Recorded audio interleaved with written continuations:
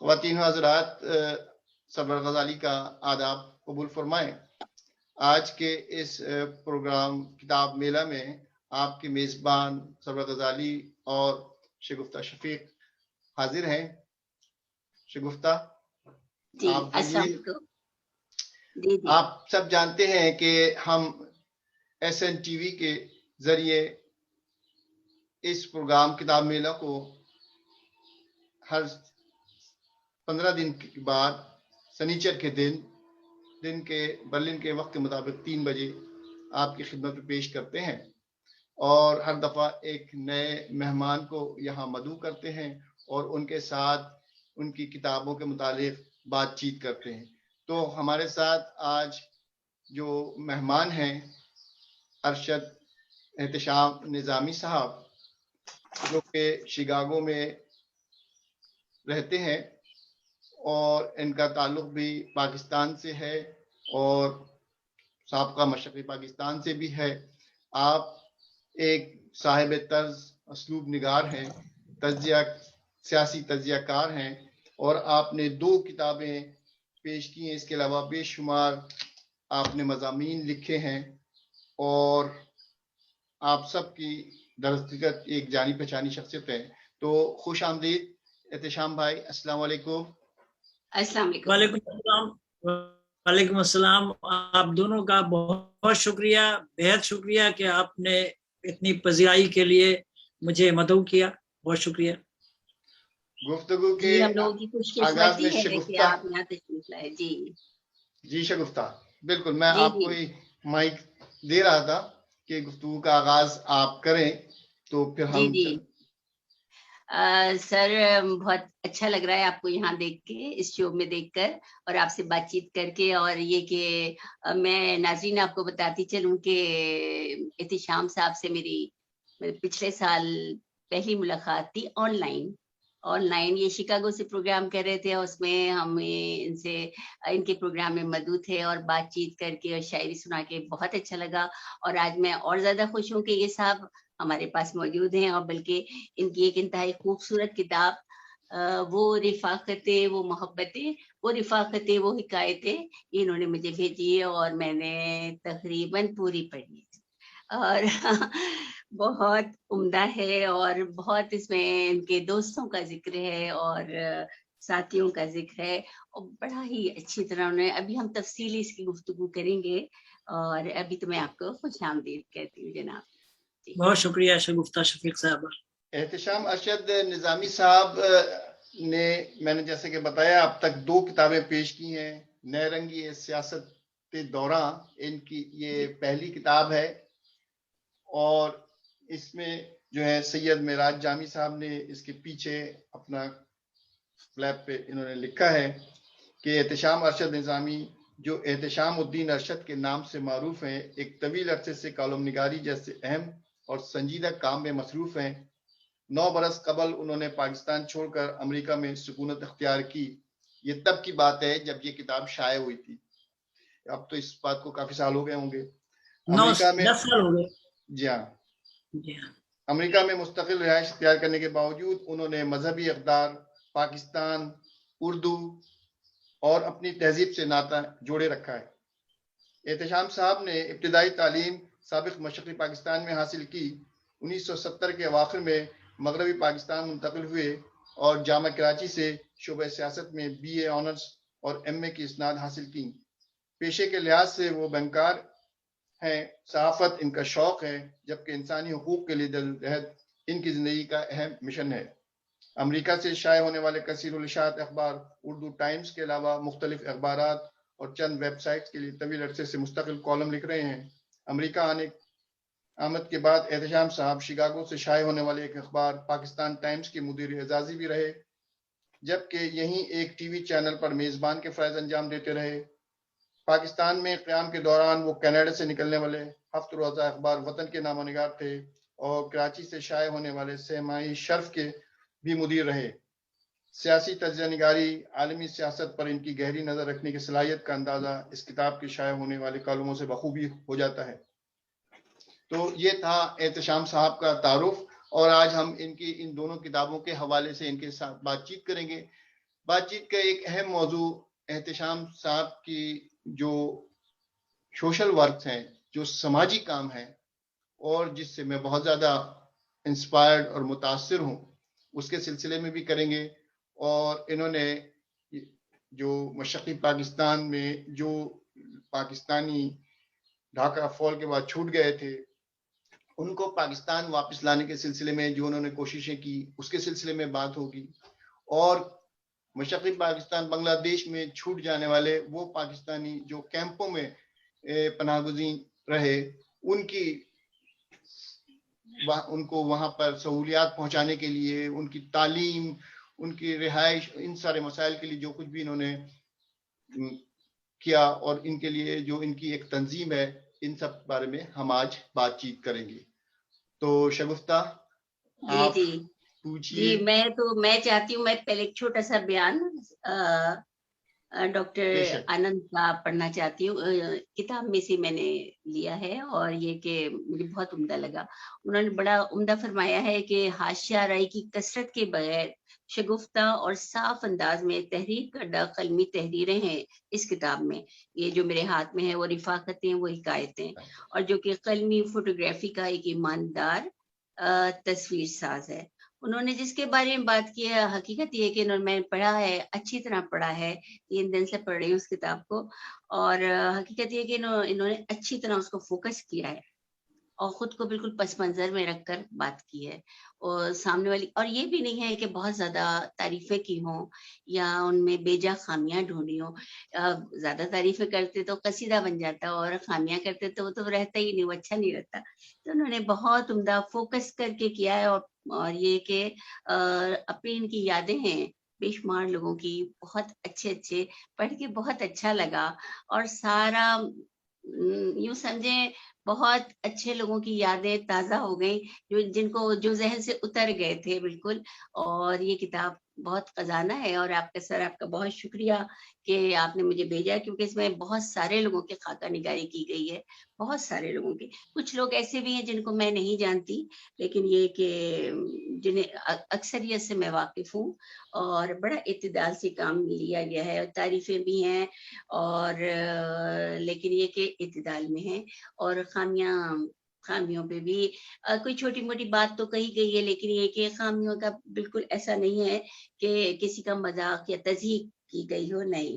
بہت عمدہ کتاب ہے. اور احتشام صاحب کا محسوس یہ ہوتا ہے کہ زندگی کے حقائق، صداقتوں اور تلخیوں کا گہرا شعور رکھتے ہیں. اور یہ تو بات کرنے سے پتہ چلتا ہے کہ یہ تحقیقی اور تخلیقی ذہن کے مالک ہیں. اور زندگی میں جدوجہد کا ان کے پاس ہمیشہ گزر رہا ہے. اور میں نے پڑھا جو ہے کہ یہ تو بہت اچھی لائف گزارتے ہیں ماشاءاللہ. ہما بھابھی اور ان کے بچے ہیں صالحہ، ارحم اور آئمہ کے علاوہ ان کے بھائی بھی جتنے ہیں اور بہنیں جو ہیں، مطلب ان کی ایک اچھی آئیڈیل لائف ہے. پھر یہ اتنے مضطرب کیوں رہتے ہیں، اور کیوں ان کے دل میں اتنا درد ہے؟ اس لیے کہ ایک حساس ادیب ہیں اور ایک حساس آدمی ہیں، انسانیت کی تذلیل پہ تڑپ اٹھتے ہیں اور چاہتے ہیں کہ سب سکون سے آئیں، سب کو اپنا حقوق ملیں. اور خاص کر بنگلہ دیش کے محصورین کے بارے میں جو ان کا انہوں نے جو فورم بنایا ہے، اس کے فورم کے بارے میں ہم ابھی خوب تفصیل سے بات کریں گے. انہوں نے بہت کام کیا ہے، اور یہ بہت عمدہ شو کرتے ہیں ہم اور آپ کے عنوان سے شکاگو سے. اس میں بھی ہمیشہ اس کا ایک کلپ چلاتے ہیں، مختصر صحیح، لیکن یاد دلاتے ہیں کہ یاد رکھیں یہ ہماری ذمہ داری ہے، یاد رکھیں انہیں بھی آباد کرنا ہے، انہیں بلانا ہے، اپنے ساتھ بٹھانا ہے. اور یہ احتشام صاحب آپ کا بڑا کام ہے، اور یہ آپ کا احسان ہے ہم سب پہ، ان پہ نہیں، ان کا تو حق ہے. یہ ہم سب کو جگانے کا احسان ہے جو سو رہے ہیں اور جن کو احساس نہیں ہے. احساس دلانے کا آپ کا یہ بہت بڑا کام ہے. بہت شکریہ آپ کا. جی تو آئیے ہم احتشام صاحب سے خود سنتے ہیں. آپ بتائیے احتشام بھائی کہ آپ کے کام کا آغاز تو شروع ہوا تھا ایک سماجی مسائل کو لے کر، تو وہاں سے آپ چل کر پھر لکھنے کی طرف یا کالم نگاری کی طرف کیسے آپ جو ہے نا یہاں تک کا سفر کیسے کیا آپ نے؟ آپ کے رجحان لکھنے کی طرف کس طرح ہے؟ سرور غزالی صاحب اور شگفتہ شفیق صاحبہ آپ کا بہت شکریہ، اور مجھے خوشی ہو رہی ہے کہ میرے پروگرام ہم اور آپ میں ہمارے جو معزز دو مہمانان ہوتے ہیں وہ آج میرے میزبان ہیں اور میں ان کا مہمان۔ بہت اچھا لگ رہا ہے، کبھی کبھی ایسا بھی ہونا چاہیے۔ جی ہاں، میرے لیے انتہائی خوشی کا مقام ہے، اور یہ بھی میری زندگی کا پہلا موقع ہے کہ جب میری تحریر پہ آپ جیسے مستند مجھ سے باتیں کرنے کے لیے یہاں جمع ہوئے ہیں۔ اب جہاں تک تعلق ہے آپ کے دو سوالات کا، ایک تو شگفتہ شفیق صاحبہ نے سوال کیا کہ آپ کی اتنی اچھی آئیڈیل لائف، فیملی آپ کی اتنی اچھی، اتنے حساس اور اتنے سنجیدہ معاملے پہ آپ کیسے انوالو ہوئے۔ دوسرا سوال سرور غزالی صاحب کا ہے کہ آپ تو سماجی کام میں، انسانی کاموں سے آپ نے اپنی زندگی کا آغاز کیا، یہ کالم نگاری کی طرف آپ کیسے چلے گئے؟ یہ دونوں سوالات واقعی بہت ہی اہم سوالات ہیں۔ تو بات یہ ہے شگفتہ شفیق صاحبہ کہ میں نے سیاسیات پڑھی ہے، اور سیاسیات پڑھنے کے بعد یا تو میں سیاست میں آ جاتا، یا میں سیاسی تجزیہ نگاری کرتا، یا ایک سوشل سائنٹسٹ بن جاتا۔ تو میں نے دوسری راہ اپنانے کی کوشش کی کہ میں سیاستداں نہ بنوں بلکہ سوشل سائنٹسٹ بنوں، اور اس کے لیے ظاہر ہے کہ مجھے، اب آپ دیکھیے کہ آپ پولیٹیکل فلسفر کو دیکھیے، میکیاولی کو دیکھیے، روسو کو پڑھیے، پتہ چلتا ہے کہ ان کی جو فلسفی ہے، سیاسی فلسفے جو ان کے ہیں، وہ ان کے جو حالات رہے ہیں، واقعات رہے ہیں ان کے دور میں، اس کا اثر رہا ہے ان کے فلسفے پر بھی، اور اسی انداز سے انہوں نے حکمرانی اور نظام سیاست پہ بات کی ہے، اس لیے کہ ان کے وقت میں جو حالات رہے اس سے وہ متاثر ہوئے۔ تو یقیناً میں تھا مشرقی پاکستان میں، سابق مشرقی پاکستان میں، جہاں سیاسی مد و جزر ایک بہت بڑی بات تھی، اور وہاں میں کہتا ہوں اکثر کہ میں ایسی جگہ پہ پیدا ہوا ہوں جہاں بچے ماں کی پیٹ سے سیاست سیکھ کے پیدا ہوتے ہیں۔ تو میں نے سیاست کو بہت قریب سے دیکھا ہے، اتار چڑھاؤ، جلاؤ گھراؤ، تو یہ ساری چیزیں میرے سامنے ہوتی رہی ہیں، اور میں اس کو دیکھتا تھا، نہ صرف دیکھتا تھا بلکہ اس کا تجزیہ بھی کرتا تھا، اور اس کے بارے میں سوچتا بھی تھا، اور کہ ایسا کیوں ہے۔ تو یہ سارے واقعات جو ہمارے ساتھ ہوئے، اور جب میں مغربی پاکستان آیا اس وقت بھی میں ایک طالب علم تھا، اور یہاں کراچی یونیورسٹی میں نے داخلہ لیا، سیاسیات میں نے آنرز اور ماسٹرز کیا، تو سیاست مجھ سے الگ نہیں جا سکی۔ تو اب میں، ظاہر ہے کہ میں تقریریں بھی کرتا تھا، جس انسانی تحریک میں شامل تھا اس میں تقریریں، جلسے، جلوس بھی ہوتے تھے۔ ایک وقت ایسا آیا سرور صاحب کہ انسان کے عمر کے ساتھ اس کے اعضاء جواب دیتے جاتے ہیں۔ تو ایک وقت ایسا آیا کہ جب میں تقریریں کرنے لگا تو میرا حلق خشک ہونے لگا، اور وہ قوا میں وہ طاقت نہیں کہ میں وہ شعلہ بیانی کر سکوں، تو میں یا تو وہیں پہ رک جاتا یا کچھ اور کرتا۔ تو میں نے سوچا کہ اپنا شعبہ بدل لو۔ تو میں ظاہر سیاسیات تو جانتا تھا، پڑھتا تھا، لکھتا بھی تھا، تو میں نے اس پہ لکھنا شروع کیا۔ تو سیاسی کالم میں نے اس طرح لکھنا شروع کیا، اور دوسری یہ کہ میں پڑھتا تھا سر ونسٹن چرچل کو، جو برطانیہ کے وزیر اعظم رہے ہیں، اور وہ سب سے پہلے اپنی ابتدائی دنوں میں وہ کالم نگار تھے، وہ کالم لکھتے تھے، پہلے بلاگ لکھتے تھے، پھر بلاگ لکھتے لکھتے اتنا ماہر ہوئے کہ ان کو اخبارات نے کالم لکھنے پر آمادہ کیا۔ تو میں نے اس طرح سے کالم لکھنا شروع کیا، اور میرے کالموں میں جو جھلک آپ کو نظر آئے گی وہ سیاست کی نظر آئے گی۔ جس جنوبی مشرقی ایشیا میں نے سیاست دیکھی وہ چیزیں آپ کو نظر آئیں گی میری پچھلی کتاب میں، یعنی نیرنگی سیاست دورہ میں۔ اور ساتھ ساتھ چونکہ میرے ذہن پہ مشرقی پاکستان کے حالات اور واقعات کا بہت اثر تھا، اور میں نے وہاں زندگی کو مرتے ہوئے دیکھا ہے، زندگی کو مرتے ہوئے، تو وہ मेरी तहरीर में वो भी झलक नुमाया है। बल्कि ये जो नई किताब है जिसका जिक्र आपने किया, वो रफाकतें, वो हिकायतें, उसमें मैंने कोशिश ये की कि सियासी मजमून ना लिखूं, बल्कि मैं अदब पे लिखना चाहता था, ताकि ये छाप मुझ पर ना पड़े कि मैं सियासी तहरीरें लिखता हूँ। तो मैंने कोशिश की कि छोटे छोटे खाके लिखूं, ताकि उसमें जो बड़े बड़े अकाबरीन जिनसे मैं मिलता रहा हूँ या उनको पढ़ता रहा हूँ, उनसे मुतासिर हुआ हूँ, उनके बारे में कुछ लिखूं और अदबी अंदाज में लिखूं, सियासत को उसमें ना आने दूं। ये अलग बात है कि 2-1 सियासतदानों के बारे में भी मैंने लिखा है, मगर उसमें मैंने सियासत को आने नहीं दिया। और फिर उसमें मैंने अपने सफरनामे के भी कुछ हिस्से डाल दिए, कुछ वो अपनी जद्दोजहद के वाकयात जो थे, जिनमें रफाकतों के हवाले से उन लोगों के साथ जिनके साथ मैंने काम किया, उनके वाकयात को भी मैंने तहरीर किया।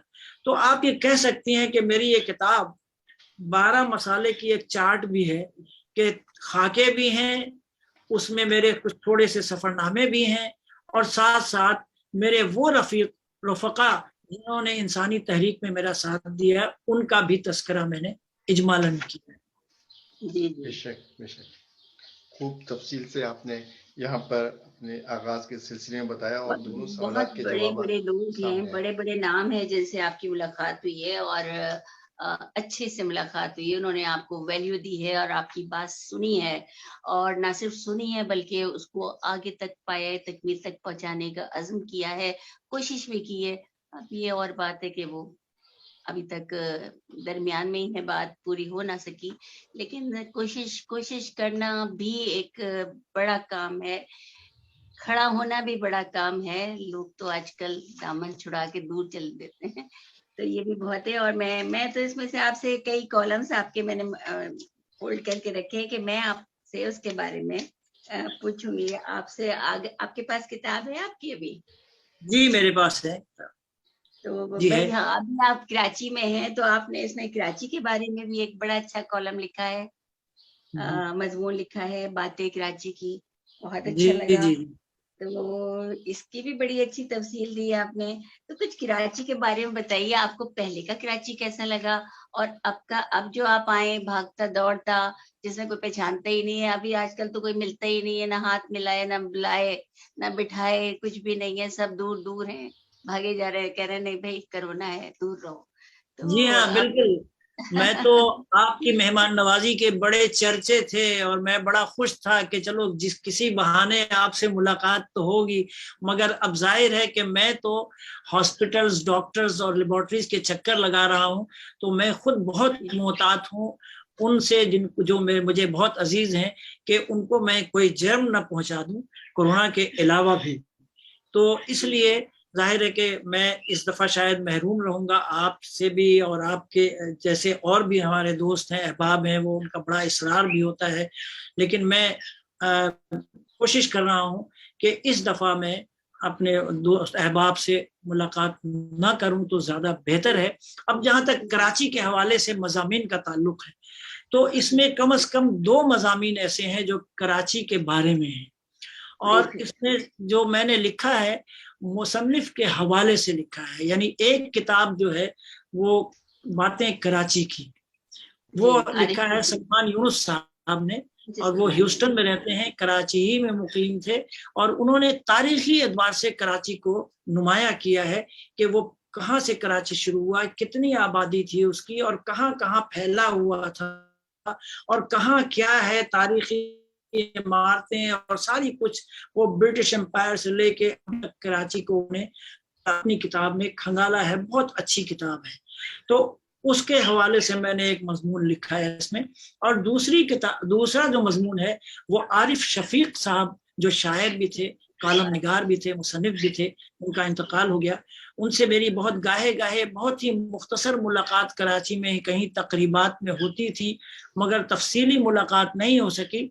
उनकी किताब कराची के हवाले से मुझ तक पहुंची, और वो बहुत अच्छी किताब थी। उन्होंने कराची के हुकूक और कराची के साथ जो ज्यादतियां हुई हैं उसको नुमाया किया है, और शायद आरिफ शफीक से ज्यादा کسی نے کراچی کے بارے میں کبھی اتنا لکھا بھی نہیں ہے. اپنے کالموں میں بہت کچھ لکھا ہے, یہ میں ان کو پڑھتا رہا ہوں, تو ان کے بارے میں میں نے اس میں اس مضمون کو لکھا ہے, اور اپنے جو میری معلومات ہے کراچی کے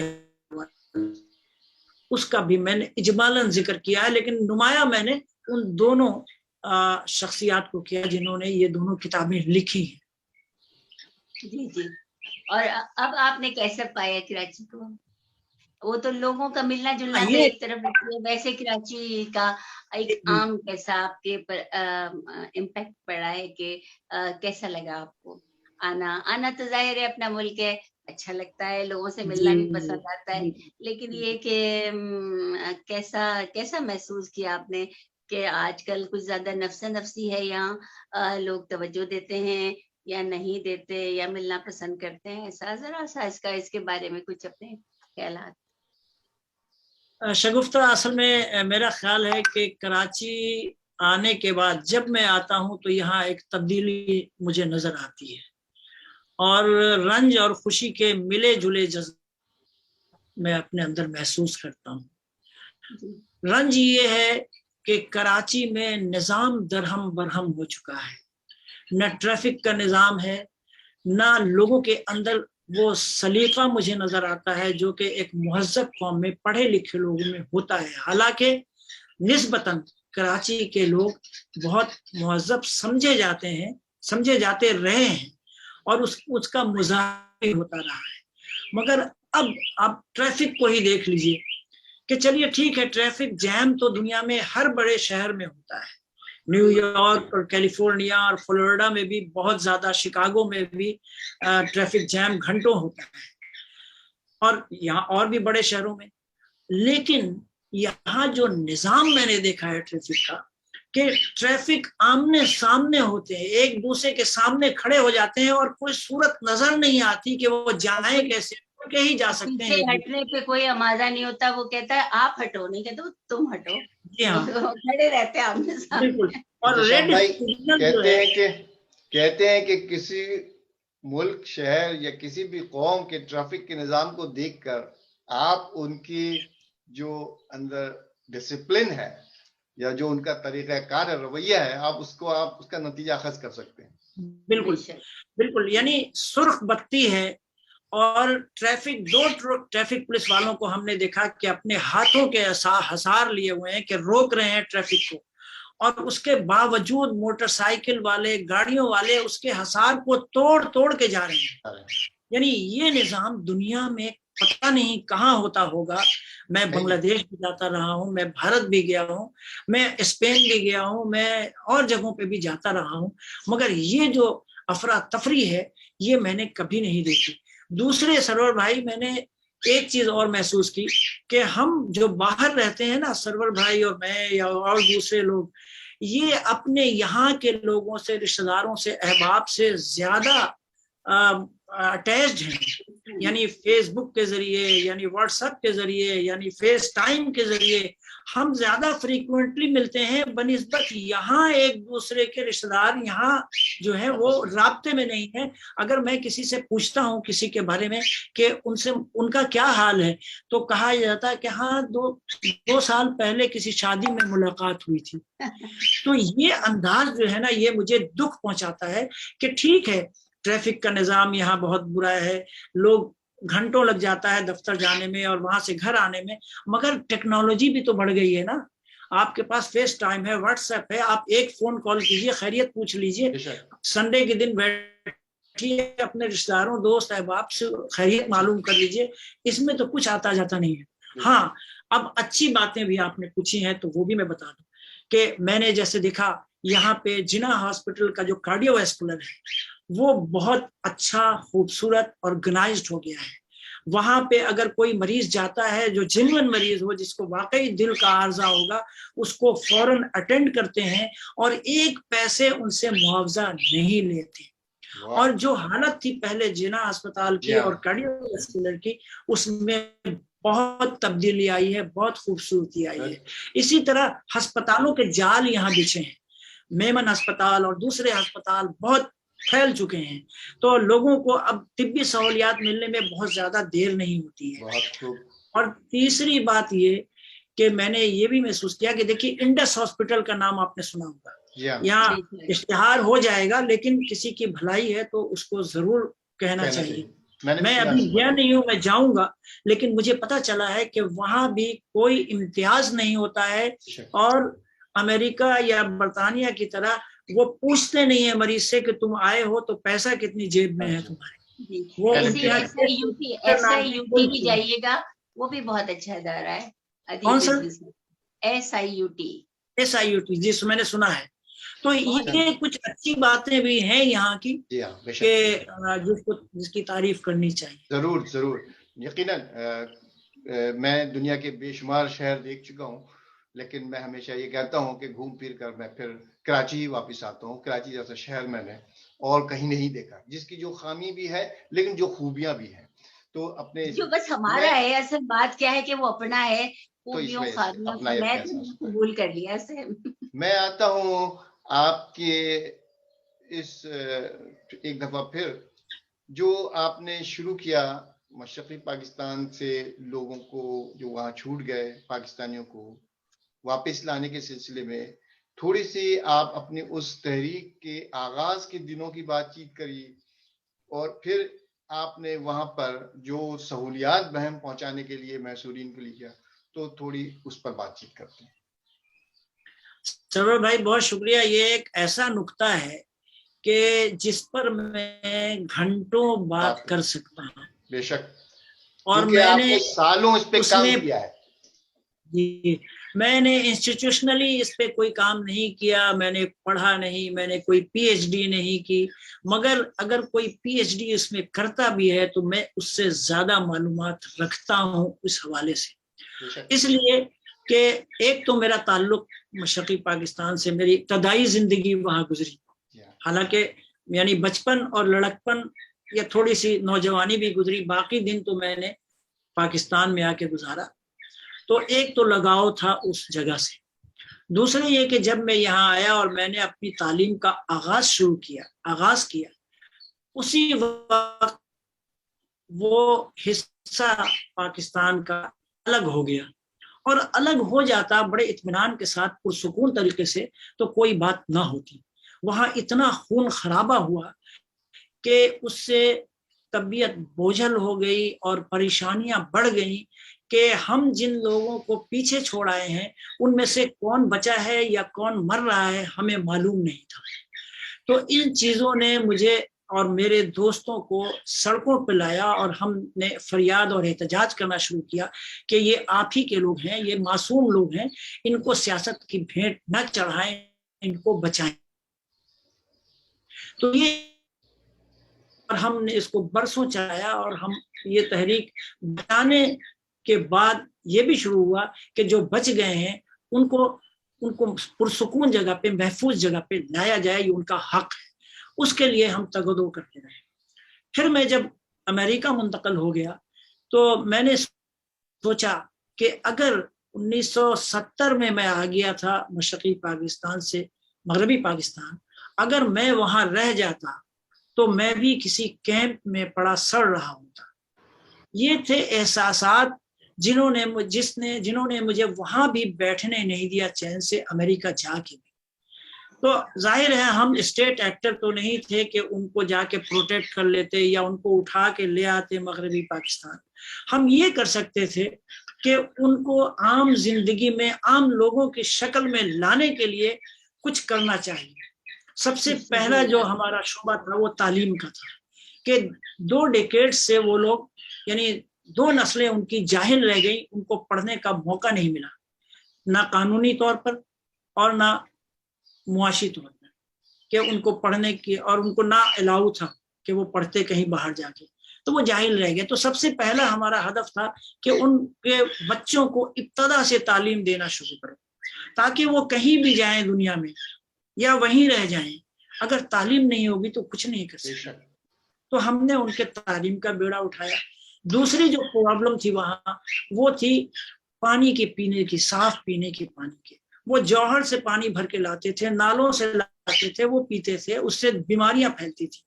تو ہم نے پھر اس پہ کام شروع کیا اور ہم نے वहाँ जो तंजीम कायम हुई फ्रेंड्स ऑफ ह्यूमैनिटी, जिसके मैं बोर्ड में भी था, वो उसमें उन लोगों ने काम शुरू किया वहाँ पे साफ पानी का, और हर कैंप में एक electric tube well along with overhead tank बनाना शुरू किया, जिससे 300-400 फैमिली को 24 घंटे साफ पानी मिलने लगा। और ये सिलसिला अब भी जारी है, और मुसलसल हम लोग हर साल 5, 6, 7 ये पानी के मराकज़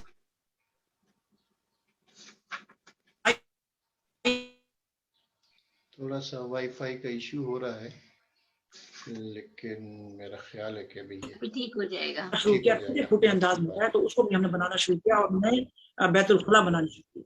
तो ये काम हमने शुरू किया, और अब मुझे सबसे बड़ी खुशी की बात यह है कि जिस काम को मैंने आगाज किया था, लोगों को जमा किया था पकड़ पकड़ के इधर से उधर से, जिनका ताल्लुक मशरक़ी पाकिस्तान से कभी नहीं रहा, वो सब भी इसमें जमा हुए। और आज मैं 3 महीने से बाहर हूं अपने मुल्क से, मगर वो काम, और मुझे कुछ नहीं पता क्या हो रहा है, लेकिन वो काम जारी और सारी है, और उससे बढ़ के काम हो रहा है। तो मैं खराज तहसीन पेश करूंगा उन पाकिस्तानियों को जो ये काम कर रहे हैं अपनी मजलूम इंसानियत के लिए। तो ये थी थोड़ी सी उसकी रुदा। ये जो आपकी तंजीम है फ्रेंड्स ऑफ ह्यूमैनिटी, जिससे कि मैं शिकागो में भी मुतारिफ हुआ जब मैं गया था, इसकी बुनियाद आप लोगों ने शिकागो में रखी थी या ये आप पाकिस्तान से साथ लेकर आए थे?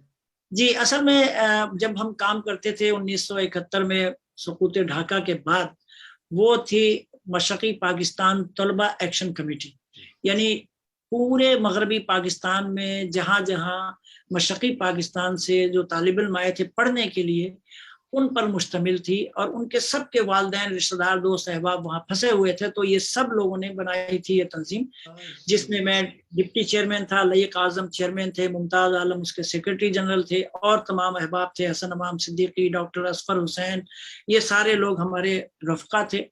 और हमने काम शुरू किया था। जब हम स्टूडेंट नहीं रहे तो एक और तंजीम बनाई गई, पाकिस्तान रिपैट्रिएशन काउंसिल, इसकी बुनियाद सऊदी अरब में पड़ी, उसका भी चेयरमैन मुझे मुंतखब किया इन्होंने, जिनका अभी तक मैं हूँ। और जब मैं अमेरिका गया तो मैंने PRC यानी पाकिस्तान रिपैट्रिएशन काउंसिल को स्टार्ट किया वहां से। तो अहबाब जो वहां मुझे मिले, उन्होंने कहा कि एक जेनरिक नाम होना चाहिए जो अमेरिका में काम कर सके।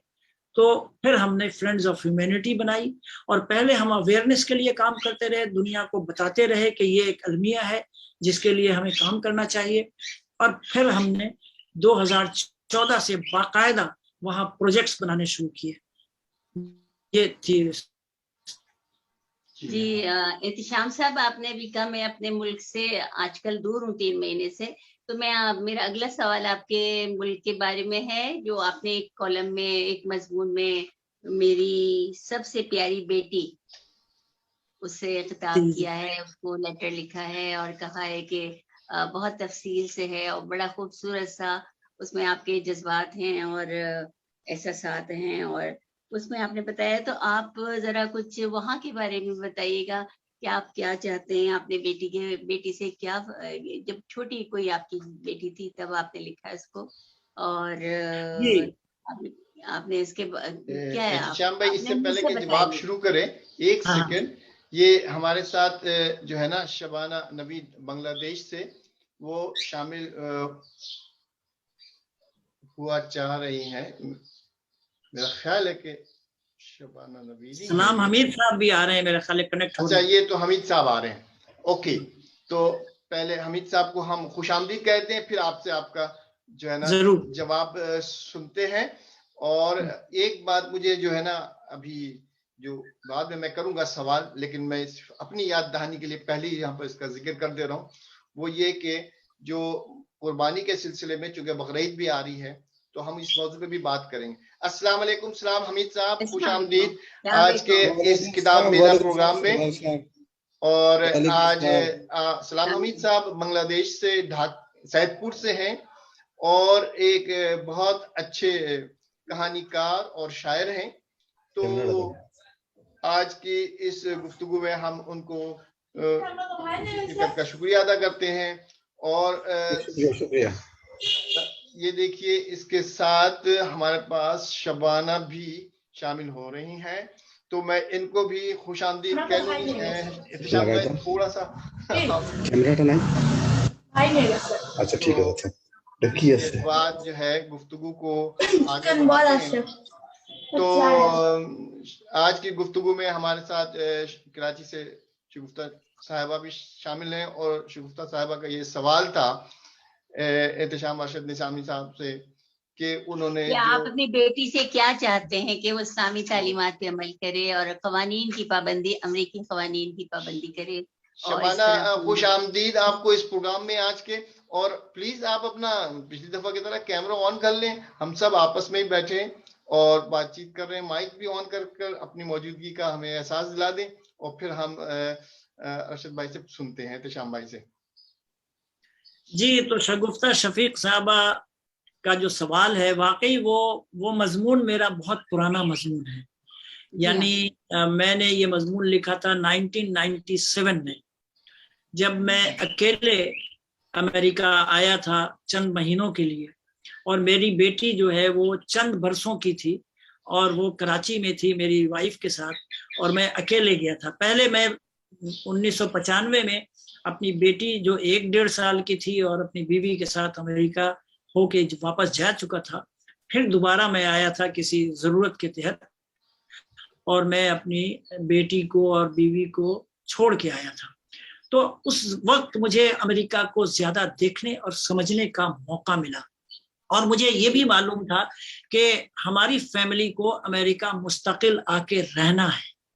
तो मैंने अमेरिका का एक तज्जिया किया, जब मैंने कई रियासतें देखी, न्यूयॉर्क देखा, वाशिंगटन डीसी देखा, फिर मैं आगे वहां पे ह्यूस्टन टेक्सास गया, फ्लोरिडा गया, कैलिफोर्निया गया, मैं घूमता रहा। और मैंने जब देखा वहां पे, तो मुझे एहसास हुआ कि अमेरिका क्या है और आने के बाद क्या होगा जब हमारे बच्चे ग्रोन अप होंगे। तो ये मैंने कहा कि अभी तो मेरी बच्ची नहीं समझेगी, मेरे खत को नहीं पढ़ सकेगी, लेकिन जब बड़ी होगी तो उसको यकीनन मैं ये खत दिखाऊंगा, या मेरी बेगम उसको खत दिखाएं, ताकि उसको पता चले कि मेरे बाप ने अमेरिका को कैसा पाया है, और फिर जिंदगी उस हिसाब से वो गुजार सके। अगर उसकी समझ में मेरी बात आई, तो मैंने आपने जैसे देखा होगा कि उस मजमून में लिखा है कि अमेरिका का जो फैमिली लाइफ है वो ठीक है, अच्छी लगी मुझे हर जगह। जो सोशल लाइफ है वो मेरी नजर में और मेरे अल्फाज में बहुत गलीज है। तो ये दोनों फर्क मुझे नई नस्ल को समझाना था कि ये फर्क है क्या। यानी हम फैमिली ओरिएंटेड लोग हैं और वो फैमिली ओरिएंटेड नहीं है, वो सोशल लाइफ में ज्यादा मगन है। दूसरे ये कि जब हमारे बच्चे वहां पे ग्रो होते हैं अमेरिका में, तो उनके घर के अंदर एक ढाका होता है, एक कराची होता है, एक दिल्ली होता है, एक जद्दा होता है। यानी वो तमाम जो रुकावटें हैं, जो एडमिनिस्ट्रेशन है जो कि इन शहरों में होता है, वो भी वहाँ हमारे घरों में भी वही होता है। लेकिन जैसे ही वो अपने घर के दरवाजे से बाहर कदम रखते हैं, वो दुनिया अलग होती है। हर बुरी चीज उनके अप्रोच में होती है। तो ऐसे में ये बच्चे जो हैं वो कंफ्यूज भी होते हैं और उनकी शख्सियत दोहरी हो जाती है। तो हमें उनको बताना था कि हमारे वैल्यूज क्या हैं और इस जगह पे आके हम किस तरह जिंदगी गुजारें कि हमारी वैल्यूज भी खत्म ना हो और यहाँ पे हम कंपटीशन में किसी से पीछे भी ना रहें। हम एक बिल्कुल ऐसे लोग ना बन जाएं कि जिसको कहते हैं कि ये लोग बिल्कुल कंजर्वेटिव हैं, ये दुनिया के साथ चल नहीं सकते, ऐसा भी नहीं होना चाहिए। तो अपने उस मजमून में मैंने उसी चीज को उजागर किया है। और बाद में जब मेरी बेटी बड़ी हो गई और मेरे मजीद 2 बच्चे भी बड़े हो गए, तो मैंने उस मजमून का इंग्लिश में ट्रांसलेशन किया और उन बच्चों ने पढ़ा, और न सिर्फ पढ़ा बल्कि अपने मुकामी दोस्तों को और क्लास फेलोज को वो उस आर्टिकल को इन्होंने फॉरवर्ड भी किया कि हम क्या समझते हैं जिंदगी को, हम क्या समझते हैं अमेरिका को। मैंने अमेरिका की बुराई आपने देखा होगा उसमें नहीं की है, میں نے ان کی اچھائیوں کو بھی اجاگر کیا ہے کہ مسلمان کو ہم جو بنگلہ دیش میں، پاکستان میں، ہندوستان میں رہتے ہیں، ان کی کن کن اچھائیوں کو اپنانا چاہیے. وہ اسلام کے عین مطابق زندگی گزار رہے ہیں، وہ جو گورے ہیں، جو کالے ہیں، جو میکسیکن ہیں. تو یہ ساری چیزیں اس کا تجزیہ میں نے اپنے اس مضمون میں کیا ہے. ہاں جی، اسلام کی سب اچھی باتیں انہوں نے قبول کر لی ہیں، ایک کلمے کی دیر ہے، باقی تو سب چیزیں ان کے پاس. تو سلام حمید صاحب اور شبانہ نوید صاحبہ کو خوش آمدید. میں جی السلام علیکم شبانہ. شبانہ آپ یقیناً کوئی نہ کوئی سوال لے کر آئی ہوں گی، تو آپ اپنا سوال پیش کریں. نہیں، ابھی تک کوئی سوال لے کے نہیں آیا. سوال نہیں لے کے آئی ہیں تو تبصرہ تو ہوگا کوئی. ہم نے آج کے اس پروگرام میں احتشام بھائی کی ان دونوں کتابوں کو خاص طور پہ فوکس کیا ہے، اور پہلی والی جو ہے وہ یہ، تو اس کتاب کے حوالے سے ہم لوگوں نے سوالات کیے ہیں، اور جو احتشام بھائی کی جو سماجی کوششیں ہیں، جو مشرقی پاکستان بنگلہ دیش کے پس منظر میں جو انہوں نے، اور جو کیمپس وغیرہ میں لوگوں کی مدد کی، اس سلسلے میں ہم نے بات چیت کی. تو سلام حمید صاحب، آپ کچھ سوال پوچھنا چاہیں گے اس بارے میں؟ احتشام بھائی کے بارے میں تو سبھی پتا ہے وہ کیا کرتے ہیں نہیں کرتے ہیں بنگلہ دیش میں، اس پہ تو کوئی سوال نہیں کرنا چاہیے. لیکن یہ ضرور کہنا چاہیں گے. جی سلام بھائی کہیے، آپ کچھ کہنا چاہ رہے ہیں؟ پہلی بات تو یہ ہے کہ میری آواز بیٹھ گئی ہے اور میں بولنے میں کچھ تکلیف ہو رہی ہے، گلے میں خراش ہے. اور ارشد نظامی سر کے متعلق تو بہت کچھ معلومات ہے، میں نے دیکھا بھی ہے، ان سے ذاتی طور پر ملاقات بھی مل رہی ہے میری، اور ان کے سماجی جو خدمات ہیں ماشاءاللہ میں ان سے جڑا ہوا ہوں، اور ان کے ہر لمحے کی خبر ماشاءاللہ میرے پاس ہے. وہ ماجد اقبال ہے نا، وہ بھی اس سے مجھے خبر ملتی رہتی ہے. بات یہی ختم کرتا ہوں، آواز بیٹھی ہوئی ہے. ٹھیک، شبانہ کچھ کہہ رہی تھی. ہاں، ہم یہ کہہ رہے تھے کہ احتشام بھائی کا جو سماجی جو بنگلہ دیش میں جو وہ کام کرتے ہیں اس کے بارے میں تو ہم کو بہت اچھے سے پتا ہے، ہم سبھی جانتے ہیں اس کے بارے میں. لیکن جہاں تک لکھنے لکھانے تعلق، انہوں نے جو اپنی کتاب لکھی ہے، اس کتاب میں انہوں نے بہت ساری چیزوں کو یکجا کیا ہے، جو کہ جس میں سیاحت بھی ہے، جو کہ ہم لوگوں کو بہت پسند آیا، پڑھ کے بہت اچھا لگا. لیکن تشنگی رہ گئی، اس لیے رہ گئی کہ وہ الگ سے ہونا چاہیے تھا، وہ ایک سیاح نامہ جسے کہتے ہیں، میں نے سفر نامہ الگ سے کتاب ہونی چاہیے تھی، کیوں وہ بہت جگہ گئے ہیں تو ان کا بہت ایکسپوجر ہے ہر چیز پہ، تو ان کی الگ سے کتاب نہیں تھی، تو اس میں ایک تشنگی رہ گئی تھی. باقی انہوں نے جن لوگوں کے بارے میں لکھا اس میں کچھ لوگوں کو بہت اچھے سے پہچانتے ہیں، کچھ لوگوں کو نہیں پہچانتے ہیں، لیکن جن لوگوں کو پہچان تو میں نے بہت توازن ہے کتاب میں، میں نے جو بھی انہوں نے لکھا بہت اچھا لکھا. اب ان کو چاہیے کہ ہم لوگوں کے اوپر بھی کچھ لکھے. دیکھیے یہ فرمائش آ گئی ہے آپ کے پاس بھائی، آپ دیں اب اس جواب. دیکھیے بات یہ ہے کہ یہ جو کتاب میں نے لکھی ہے، میں نے آپ کو پہلے جیسے کہ بتایا کہ اس کتاب میں نے کوشش یہ کی تھی کہ سیاسی کوئی مضمون نہ لکھ، اور اس کی وجہ یہ تھی کہ جو پہلی کتاب تھی وہ سیاست پہ تھی پوری کی پوری، تو میں نہیں چاہتا تھا کہ میرے اوپر سیاست کی چھاپ پڑ جائے کہ میں سیاسی مضمون نگار ہی ہوں. تو میں نے سوچا کہ شاید ادب پہ لکھوں تو ایک شعبہ ایک اور مجھے مل جائے. اچھا، چونکہ میں برس سے اخبارات میں کالم لکھتا رہا ہوں، تو ایک میرا ایک سٹائل بن گیا ہے کہ میں کتنے صفحے لکھ کر اخبارات کو بھیجوں گا. تو میں نے اپنے آپ کو اس باکس میں سمو دیا ہے، اس ہول میں، کہ اتنے صفحے مجھے لکھ کر بھیجنے ہیں. تو جب میں نے یہ کتاب لکھا تو اس میں مجھے زیادہ سے زیادہ شخصیات کو یا زیادہ سے زیادہ موضوعات کو سمونا تھا، کتاب اتنی ضخیم بھی نہ ہو کہ لوگ دیکھ کے گھبرا جائیں. تو اس لیے میں نے وہی جو سائز ہے اپنے مضمون کا وہی رکھا جو میں اخبار میں کالم کے طور پہ لکھتا رہا ہوں. اس لیے یقیناً کہیں کہیں ایسا لگتا ہے، مجھے اکثر لوگ یہاں بھی کہتے ہیں کہ آپ نے بہت اختصار سے کام کیا ہے کہ اپنے ہر مضمون کو. اور یقیناً اگر میں اسپین میں قرطبہ پہ لکھوں تو کتاب لکھی جا سکتی ہے، غرناطہ پہ لکھوں تو کتاب لکھی جا سکتی ہے، اگر میں زمبابوے ہرارے پہ لکھوں تو کتاب لکھی جا سکتی ہے، اسی طرح دبئی یا بنگلہ دیش پہ لکھنا چاہوں، خود بنگلہ دیش پہ اگر हूँ, एक किताब लिखी जा सकती है। तो अब पता नहीं मेरी उम्र में अब कितने दिन बाकी हैं कि मैं इतना ज़ख़ीम हर मौजू पे लिख सकूं, इसलिए मैंने छोटे छोटे मज़ामीन की शक्ल में इस किताब को सामने लाने की कोशिश की है। और अब भी मैं तैयार हूँ। शगुफ्ता शफीक साहबा मुझसे पूछने वाली हैं कि अब आप किस मौजू पे किताब लिखेंगे, मैंने पढ़ लिया इनके चेहरे को।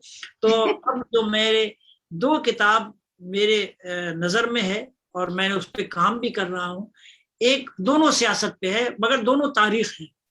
एक तो है कि 1948 से लेके 1971 तक ईस्ट पाकिस्तान की पॉलिटिक्स कैसे कैसे तब्दील होती रही, उसके अवामिल क्या थे जो मंजर आम पे नहीं आए हैं। वो उन चीज़ों को मैंने बहुत सारा ढूंढा है, खंगाला है, बहुत सारी किताबें मैंने खरीदी हैं, उसको पढ़ी हैं और मैंने उसको निशान लगाया है और उन चीज़ों को मैं सामने लाऊंगा। एक तो वो किताब है। और दूसरी किताब मैंने इसलिए लिखनी चाहिए कि इस 21वीं सदी में जो इंसानी अलमिया रूनुमा हुआ है, अगर मैं उस पर नहीं लिखूंगा तो वो तारीख से बिल्कुल मिट जाएगी, सफ़े हस्ती से वो तारीख ख़त्म हो जाएगी। और ये मैं अपनी जिम्मेदारी समझता हूँ कि उस पे ज़रूर लिखूं ताकि आइंदा आने वाली नस्ल या यहाँ जो मगरिब में जो लोग हैं उनको पता चले कि एक बहुत बड़ी कम्युनिटी के साथ क्या हुआ था और क्या हो रहा है।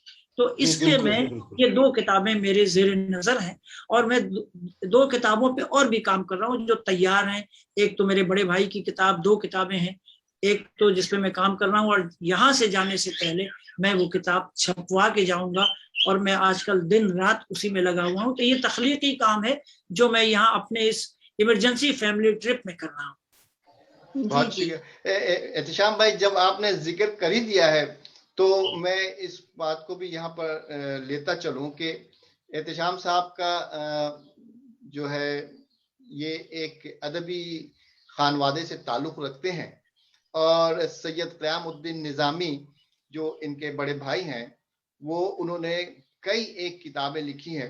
तो आप उनकी नई जो किताब आने वाली है इसके बारे में थोड़ी सी बातचीत।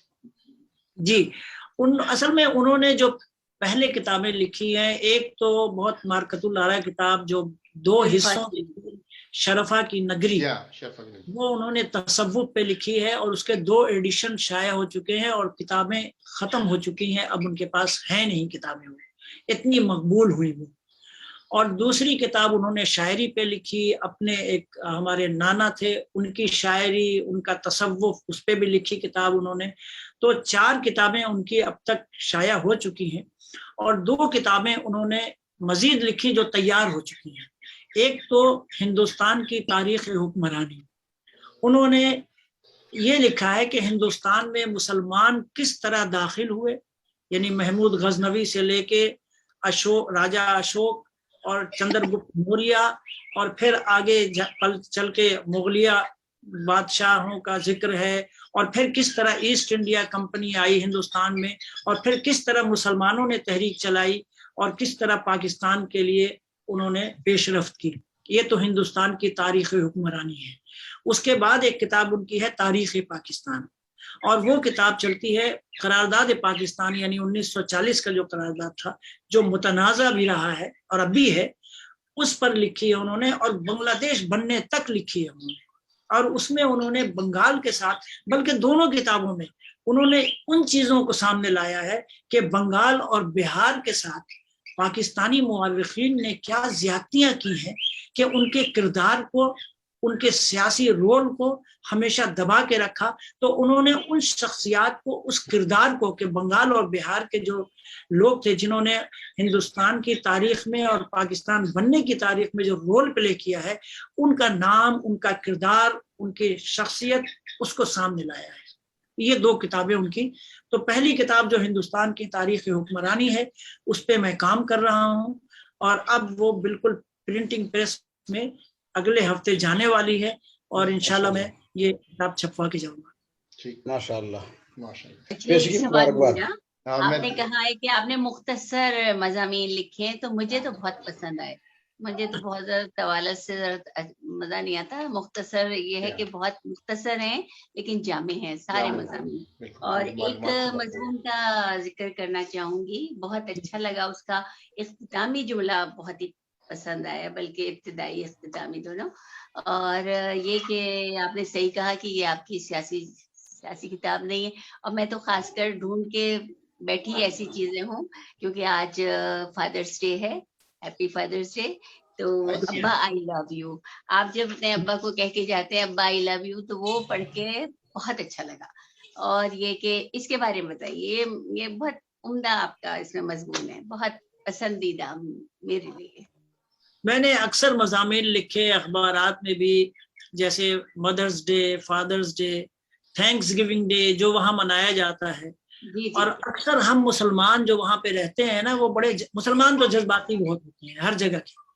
तो हमारे जो इंडिया, पाकिस्तान, बांग्लादेश के मुसलमान हैं, उनके मुंह से मैं वहाँ सुनता हूँ कि ये क्या फादर्स डे, ये क्या मदर्स डे। हमारा तो हर दिन फादर डे होता है, हर दिन मदर डे होता है। हालांकि मैं इन तीनों ममालिक में लोगों को जानता हूँ जो अपने वालिदैन से कितनी मोहब्बत करते हैं। मैं अपनी आंखों से देखता भी हूँ, तजुर्बात भी होते हैं कि अक्सर वालिदैन बेचारे किस हाल में पड़े होते हैं और बेटे उनको देखने भी नहीं जाते। तो बहरहाल हम ये जज्बात में कहते हैं, यकीनन फादर्स डे और मदर्स डे हमारे हर दिन हमारे लिए होता है, लेकिन अगर एक खास दिन हम उनको ज्यादा एहतराम दे दें तो इसमें बुराई की क्या बात है? कोई बुराई नहीं, बिल्कुल कोई बुराई नहीं। यानी जिस तरह मैं कहता हूं कि रमजान का महीना साल में एक बार आता है, आप क्यों नहीं कहते कि हर महीना हमारे लिए रमजान हो जाए? अल्लाह ताला ने भी एक निज़ाम कायम किया है कि जो आपको एक्सपेरिमेंट करवाता है कि अच्छे काम करो, इबादत करो, ताकि आदत तुम्हारे अंदर बन जाए।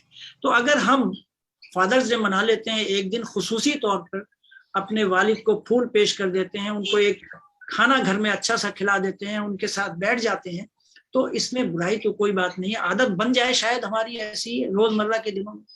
तो ये असल में ये वो बहुत उम्दा है कि 2019 में आपके बच्चों ने कहा कि डैडी बाहर जाना है और फादर्स डे मनाना, तो आप बहुत खुश हुए, वो सुनाइए प्लीज। जी हाँ, असल में 2019 में या वहाँ होता है ये कि बच्चे जब आपके होते हैं तो मदर्स डे पे, फादर्स डे पे कोई गिफ्ट देते हैं, वो सब मिल करके, अगर बच्चे पढ़ रहे होते हैं स्कूल में, प्राइमरी स्कूल में, तो गिफ्ट बनाते हैं, कुछ लिखते हैं, ड्राइंग बनाते हैं, कार्ड देते हैं।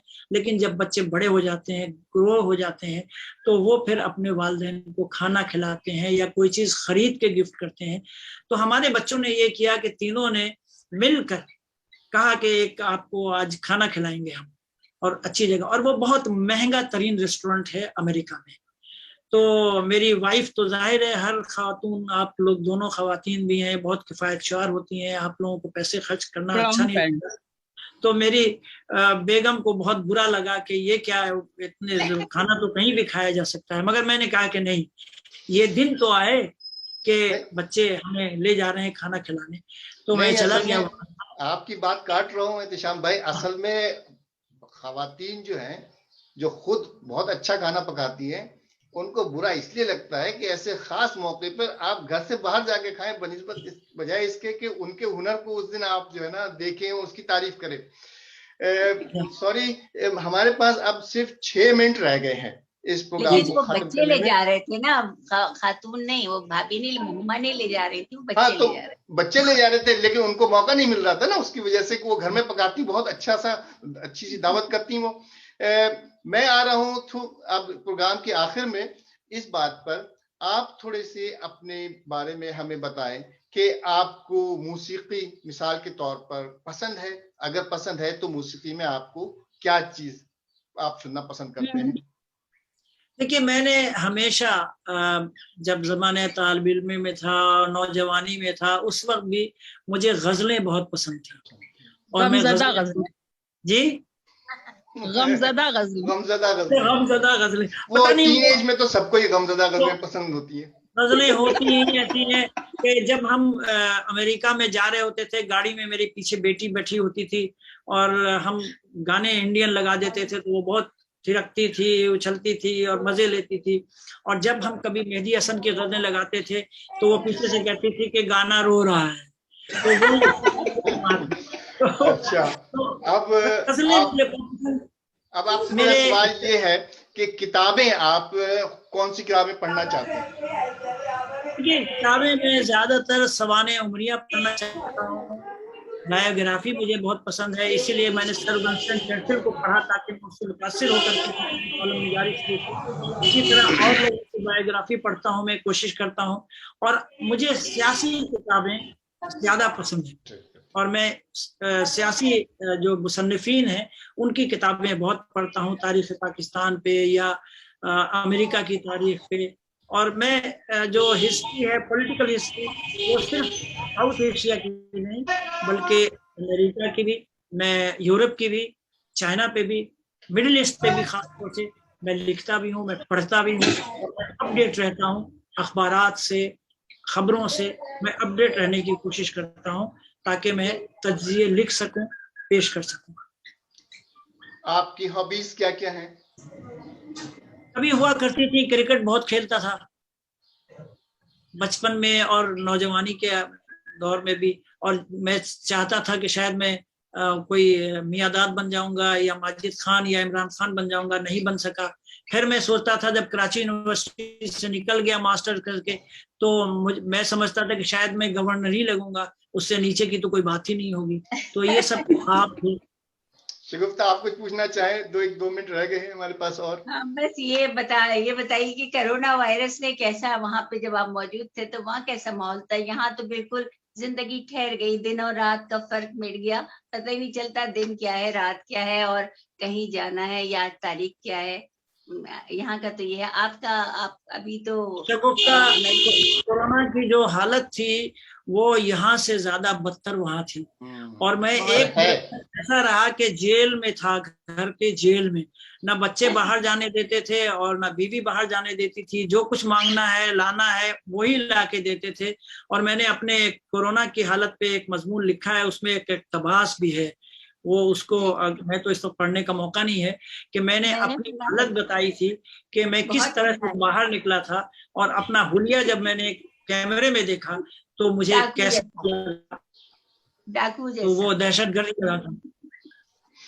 नहीं, ये बात असल में ऐसी है कि कोरोना वबा जो है उससे वेस्टर्न ममालिक जो है, जिसमें अमेरिका भी शामिल है, यूरोप भी, कनाडा भी, इन लोगों में एक बहुत ज्यादा खौफ और हिरास भी और एहसास जिम्मेदारी भी, दोनों चीजें बहुत शिद्दत के साथ थी।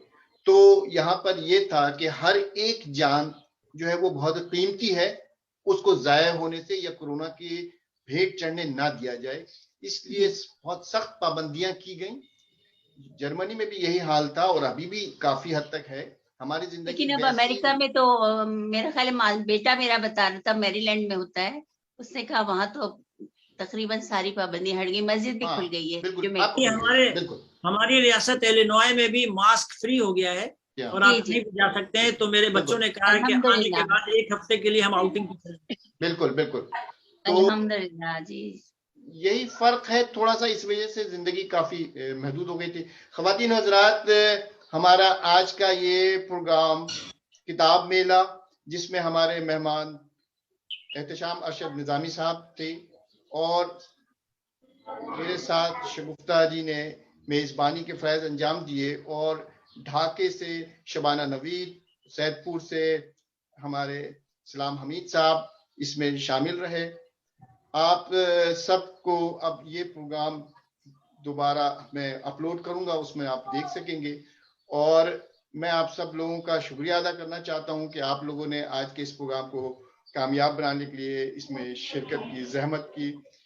एहतशाम भाई, आपका शुक्रिया, आप तशरीफ लाए, आपसे बहुत मालूमाती और बहुत ही अच्छी बातें हुई। आपने खूबसूरत सवालात किए और इस प्रोग्राम को अपनी मौजूदगी से आपने यहाँ पर इसको आगे बढ़ाया, और उसमें मेरी सवालात के सिलसिले में आपकी तरफ से खूबसूरत सवालात आए। शबाना, आपका शुक्रिया। सलाम, आपका शुक्रिया, आप लोग तशरीफ लाए, आप लोगों ने वक्त निकाला। तो इसके साथ ही मैं आप तमाम हजरात को खुदा हाफिज कहूँगा।